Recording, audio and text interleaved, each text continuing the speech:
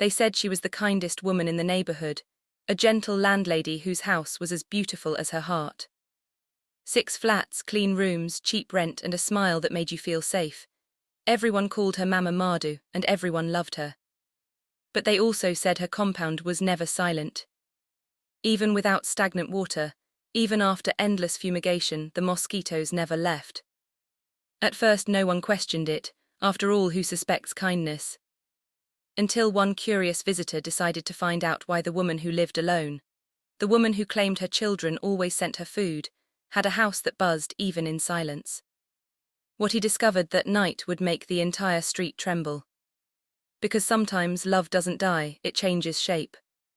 And sometimes the dead still find a way to come home. In the quiet town in eastern Nigeria, there stood a compound everyone admired. It belonged to Mrs. Mardu, a soft-spoken landlady known for her generosity. Her property had 6 two-bedroom flats freshly painted in cream and sky blue. The flower beds were neat, the walls spotless, and the rent unbelievably cheap. Whenever a new tenant came to inspect the house, she would smile warmly and say, "My dear, I only need companions, not the money." It was her signature line, the one that made everyone trust her. Mrs. Mardu lived alone, but she was cheerful, helpful, and kind. No one ever suspected that behind that calm smile lay something far from ordinary, something no one could have imagined. Because, as it would soon be discovered, her companions were not human. Despite her friendliness, Mrs. Mardu's life was strangely quiet. No relatives came to visit. No husband, no children, no friends ever knocked on her door, yet she often spoke about her children abroad who sent her money and food supplies. There was, however, one unusual thing about her house. No matter how many times tenants flitted or fumigated, mosquitoes filled the air every night. The compound buzzed like a hive. There was no stagnant water anywhere, no open gutters, no puddles, not even a flower pot tray. Still, mosquitoes multiplied like something unseen was breeding them. At first, tenants thought it was normal, but as the months passed, the infestation became unbearable. People began to whisper that something was wrong with that house. Yet no one dared to say it out loud. Eventually, the tenants gathered the courage to confront Mrs. Mardu. "Madam, please," one of them said, "we have tried everything, but these mosquitoes won't stop. They are worse every night." Mrs. Mardu smiled calmly. "Don't worry, my children, they won't harm you. They are just small, harmless spirits of the night." Her answer silenced everyone. Some laughed uneasily, others exchanged glances. Spirits, what did she mean? But no one wanted to offend her. After all, she was kind, always giving out food and groceries, saying her children abroad sent too much. And so they endured it.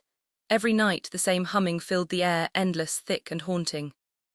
They thought it was only mosquitoes. They were wrong. One Sunday afternoon, after another sleepless night, the tenants raised the issue during a neighborhood meeting. They explained the problem to everyone: the mosquitoes, the bites, the constant noise. The neighbors looked confused. "Mosquitoes in Madame Mardu's compound? That can't be," one woman said. "We don't even see a single one on this street." The tenants stared at one another in disbelief. How could it be that only their compound was infested? A cold feeling spread through the group. There was something unnatural about it, something none of them could explain. From that day, fear began to creep into the compound, slow but steady. And once fear entered, peace never returned. That same month, Obana, one of the tenants, received a visitor. His cousin, Ikena, a university student from the city who came to spend the holidays. The very first night, Ikena couldn't sleep. "Obi, this is madness," he complained, waving his hands. "These mosquitoes are like soldiers. How do you people live like this?" Obana laughed tiredly. "We've gotten used to it. Nobody can explain it. We've flitted, sprayed everything, but they keep coming back." Ikena frowned. "Something's not right here. The other compounds are quiet, but only this one sounds alive." That night, as he lay awake listening to the hum that never stopped, a strange curiosity took hold of him, the kind that doesn't let you rest until you find answers. And soon, Ikena would wish he never went looking. Within a week of arriving, Ikena realized sleep was a luxury in that compound. The mosquitoes were relentless. Even after Obana flitted the house twice a day, they still buzzed around as if drawn to something unseen. "I don't understand," Ikena muttered one night, swatting at the air. Even in the hostel it's not this bad. The air carried a strange thickness like dampness but without rain. The more he listened, the more he felt the buzzing was not random. It had rhythm, almost like breathing. When he mentioned it to Obina, his cousin laughed it off. "Guy, a beg sleep, you'd imagine things." But imagination or not, Icona began to feel that the mosquitoes were watching him. And one night he would realize they were. Mrs. Mardu seemed genuinely fond of Icona. She often greeted him warmly and offered him food. "Young man, you remind me of my son abroad," she would say, smiling softly. "Eat, Biko, you look tired." Her cooking was delicious, egusi thick with meat, jollof rice that smelled like home. Yet there was something unsettling about how she insisted he eat. One evening she stood by his flat door, handing him a bowl of soup. Icona noticed faint reddish stains on her wrapper, tiny dots that looked like dried blood. He tried not to stare, thanked her politely and closed the door. "Obi," he whispered, "does this woman ever have visitors?"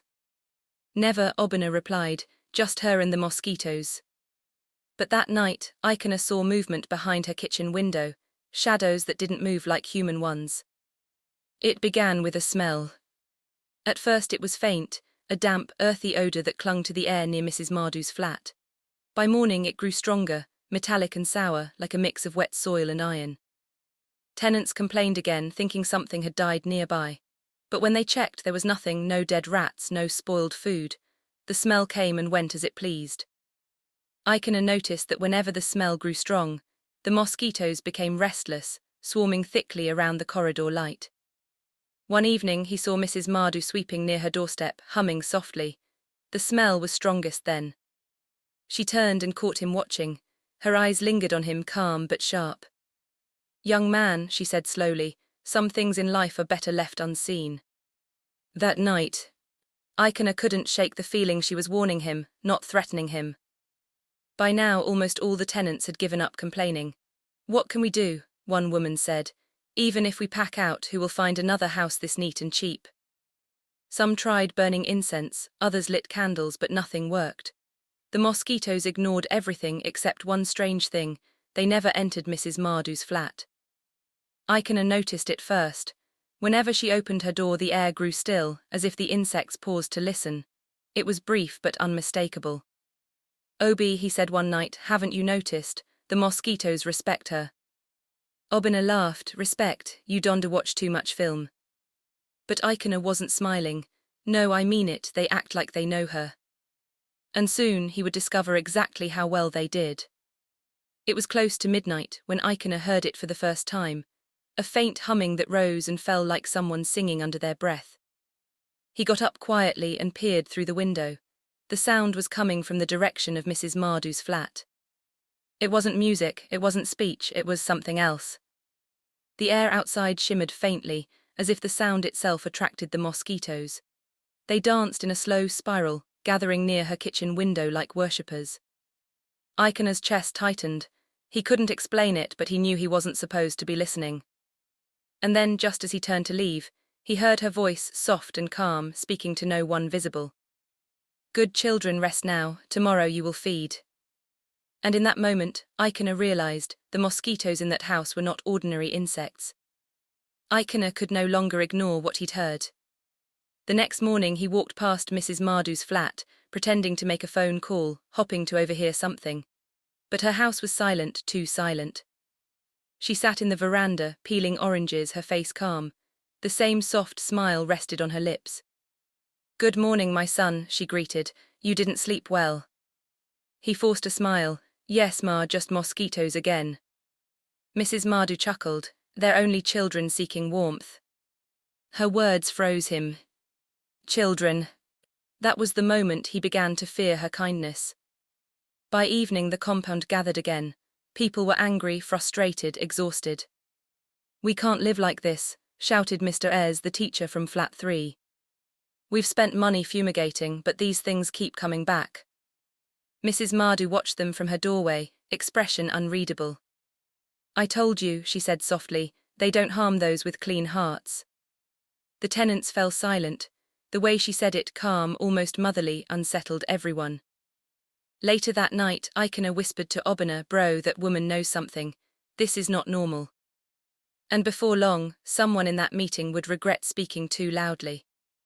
2 days later, Mr. Ez didn't show up at school. His wife said he had a fever after the meeting. By evening, she was screaming for help. He wasn't waking up. People rushed to their flat, but by the time help came, it was too late. The doctor said malaria complications.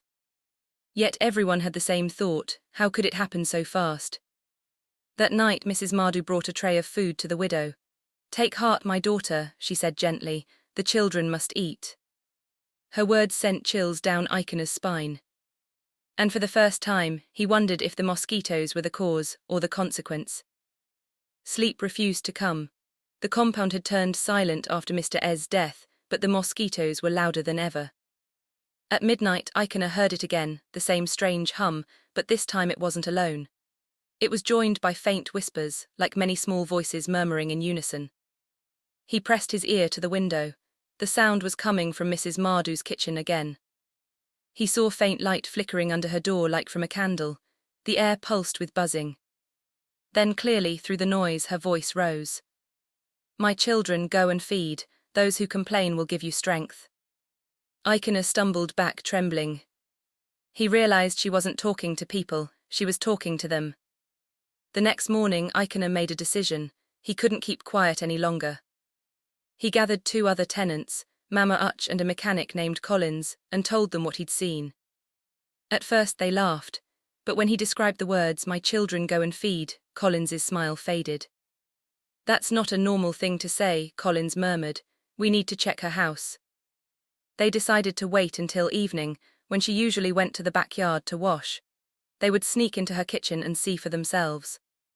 But as they planned, Mrs. Mardu appeared suddenly behind them. Her voice was calm. "You young men have too much curiosity. It's not every secret meant for human eyes." Ikena's mouth went dry. And that evening, the compound would learn that curiosity has a price. That night, the compound was unusually quiet. Ikena waited behind the corridor wall, watching Mrs. Mardu's flat. Around 9 p.m., she stepped outside with a small bucket and walked toward the backyard. Collins nodded. "Now." They tiptoed to her kitchen door. It wasn't locked, just slightly ajar. Inside, the air was thick, heavy with a strange sweetness like rotting fruit. Mama Uch whispered, "Are you sure about this?" Before Ikena could answer, a low humming began. It wasn't coming from outside, it was inside the kitchen. He reached for the switch. The bulb flickered once, then went out. Something moved in the darkness, and it wasn't human. The sound grew louder, filling the air like waves. Collins struck a match. For a second they saw shapes not clear, but swirling, hundreds of small dark bodies moving together, hovering near the walls. Then the match went out. Someone screamed Mama Uch as something brushed her face. They stumbled out, slamming the door behind them. "What was that?" Collins gasped. "I told you," Ikena said, shaking. "They're not normal mosquitoes, they move like they're one." When they looked back, the light inside the kitchen came on again by itself. And through the window, they saw her shadow standing perfectly still, as if she'd been there all along. By morning, no one slept. The compound buzzed with whispers. Mama Uch insisted they call the local parish priest, Father Basil, a man respected in the neighborhood. He arrived that afternoon, calm and gentle but serious when he heard their story. "Let me speak with her," he said. They watched from a distance as he knocked on her door. She came out smiling, offering him a seat. For nearly an hour they talked quietly. When Father Basil came out, his face was pale. "You will all move out," he said simply, "tonight." And he refused to say what she told him, only that no one should remain under her roof after dark. Some tenants packed immediately, but not everyone believed. Obina hesitated. "We can't just leave." "Ikena, where will we go? You know how expensive houses are here." Ikena begged him, "Obi, please, that woman isn't ordinary, even the priest said so." But by sunset, only 2 families had left. The rest stayed, hoping the mosquitoes would lessen. That night they did, for the first time in months. No buzzing, no bites, the air was calm. Obina laughed. "You see, maybe the priest's prayer worked." But at midnight the stillness broke. A faint humming began again, softer, closer, like breathing beside their ears. And when they opened the window, the air outside was thick, not with fog but with wings. The compound erupted in chaos. Tenants ran out of their rooms, waving clothes, lighting fires, screaming. Clouds of mosquitoes poured from Mrs. Mardu's windows, swirling like smoke. Icona grabbed Obina's arm. "Now do you believe me?" Across the yard, Mrs. Mardu appeared, calm, smiling, wrapped in her old blue wrapper. "Don't fight them," she said softly. "They only feed when they're hungry." Someone threw a stone at her window. It shattered, but the mosquitoes didn't flee. They seemed to rise higher as if protecting her. And then, from deep inside her flat, came a sound no one could explain, the cry of a newborn. Only this child's cry wasn't human, it buzzed. By morning, the compound looked like a battlefield. Buckets, mosquito coils, torn nets, everything scattered. No one slept. The tenants gathered near the gate, exhausted and terrified. Mrs. Mardu's door was still shut. No sound, no movement. Obina whispered, "Should we call the police?" Collins shook his head. "And tell them what? That mosquitoes attacked us?" No one laughed, the silence was heavy. Then from her window, a slow knock echoed once, twice, 3 times. Was the same rhythm they'd heard the night before the swarm began. Later that day, Icona returned secretly. He couldn't rest. Something in him needed to know who she really was. He crept into her backyard, searching near the kitchen window. Amid the dust and broken pots, he found a small metal box half buried under the ground. Inside were photographs, old, black and white.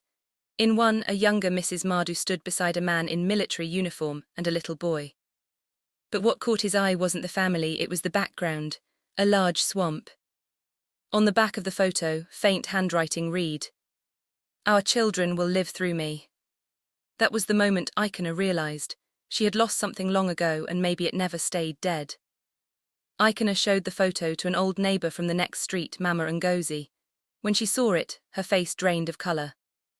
"You found that?" she asked, voice trembling. "That woman used to live near the riverbank before her husband drowned there." "What about the boy?" Icona asked. Mama Ngozi sighed. "He died too, fever. They said mosquitoes carried it. She went mad afterward, kept saying her children still come to her at night." Icona's skin prickled. And suddenly her words, "My children go and feed," took on a new, horrifying meaning. Father Basil returned to the compound that evening. He looked older, worn. "I warned you all," he said quietly. "She is bound by something stronger than any prayer I know." "What did she tell you?" Icona demanded. He hesitated. "She said her children were taken from her, that they returned in another form. She believes she feeds them to keep them alive." The priest placed his hand on Icona's shoulder. Some souls refuse to rest, especially when a mother calls them back.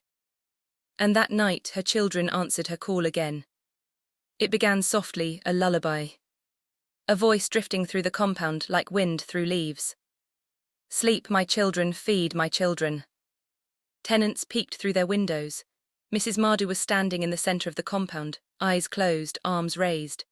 Around her, mosquitoes spun in spirals, glowing faintly in the moonlight. Icona wanted to run, but his legs wouldn't move. The air vibrated. Then she turned slowly toward him and smiled. "You shouldn't have gone through my things, my son." Because by morning the mosquitoes no longer feared him, they followed him. From that night onward, Icona couldn't escape the sound. Even when he left the compound for work, mosquitoes followed him, hovering, whispering near his ear like invisible eyes watching. His co-workers joked, "Not only you mosquitoes do love like this, abba you sweet pass sugar." He smiled faintly, but inside he was breaking. Every night he dreamt of Mrs. Mardu calling out softly, "Come back home, my son, the children miss you." When he woke, his arms were covered in tiny red bites. And soon, even the people around him began to hear the buzzing too. Within a week, all the tenants had moved out. The once busy house became silent, lifeless. Curtains hung half-drawn, windows were shut tight. Only Mrs. Mardu remained. Neighbors avoided her compound. They said every night the lights came on by themselves and the humming never stopped. One man claimed he saw her walking barefoot at 2 a.m., humming to the air and whispering names, the names of her dead children. Yet no one dared to go close enough to prove it. Haunted by guilt and fear, Icona returned one evening with a torchlight. He wanted answers or closure. He stood before her door, trembling. "Mama Mardu," he called. "It's me, Icona." The door creaked open slowly. Inside, the air was cold, heavy. The walls were covered in dark stains that shimmered faintly, as though alive. Mrs. Mardu sat in the middle of the room, legs crossed, smiling softly. "You came back," she whispered. "They told me you would." He realized the mosquitoes weren't flying randomly. They were circling her, like children dancing around a mother. With trembling hands, Icona asked, "What are they?" She looked at him with sadness. "Once they were my Barbies. The river took them, but I called them back. I begged the spirits not to leave me empty." She opened her wrapper again, and from her legs, from her very skin, the mosquitoes poured out in clouds, shining with strange light. "They come to feed my son. They live through me." Icona stumbled back. "That's not life, Mama, that's—" "Love," she interrupted gently. "A mother's love never dies, it only changes form." And at that moment he understood. She wasn't keeping them alive. They were keeping her. The next morning, people gathered outside her compound. Smoke rose slowly from one of the flats, hers. When the fire service arrived, they found nothing left but ashes and silence. No body, no remains. But the strangest thing was what they saw next. As the smoke cleared, a cloud of mosquitoes rose from the debris, glowing faintly in the sunlight, drifting toward the sky like a dark halo. Since that day, no one has rented that compound again. Grass now grows over the gate, and people say at night, if you pass too close, you can hear a woman singing softly to the wind. "Sleep, my children, feed my children." And though the house is gone, the mosquitoes still remember where home used to be. They say the compound still stands, abandoned, covered in weeds, yet alive with whispers at night. If you listen closely, you'll hear it, a soft humming, a woman's voice singing through the dark. "Sleep, my children, feed my children." No one has lived there since the fire. But travelers who pass that road swear the mosquitoes still follow them, as though drawn to anyone who dares to remember her name.